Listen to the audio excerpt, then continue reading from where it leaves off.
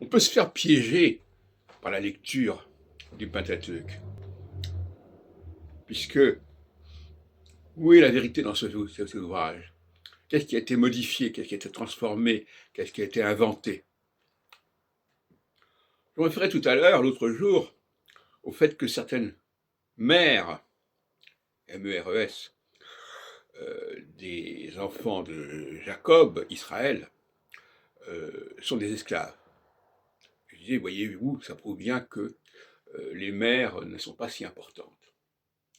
Mais ce que j'ai oublié, c'est premièrement que aussi bien Isaac que Jacob ont été envoyés vers le nord pour épouser des femmes de leur famille, d'où l'histoire de Laban, mais déjà Isaac avait été envoyé dans ce sens-là, avec Eliezer, etc. Et d'autre part, effectivement, il y a cette idée de l'esclavage, l'apologie de l'esclavage. Pas l'apologie, mais la mise en exergue de l'esclavage.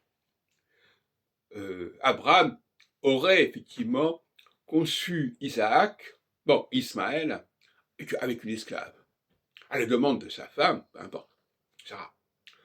Et Jacob aurait conçu, c'est une façon de parler, aurait conçu plusieurs de ses enfants, non pas avec Rachel ou Léa, mais avec des esclaves. Alors, est-ce que c'est une vérité historique, si on peut dire, ou est-ce que c'est une manipulation du texte pour justement mettre en valeur les esclaves, montrer qu'on a besoin des esclaves et que les esclaves sont partie inhérente de l'identité juive, en quelque sorte. Et puis, évidemment, il y a aussi euh, euh, l'idée, avec le livre de l'Exode, de la maison d'esclavage, des Hébreux qui étaient en esclavage, etc. Tout ça met en évidence la dimension esclavagiste, d'esclaver. Et à mon avis, ce sont les Israélites qui ont parlé de ça. Pourquoi? Parce que les Israélites étaient quelque part des esclaves des Hébreux.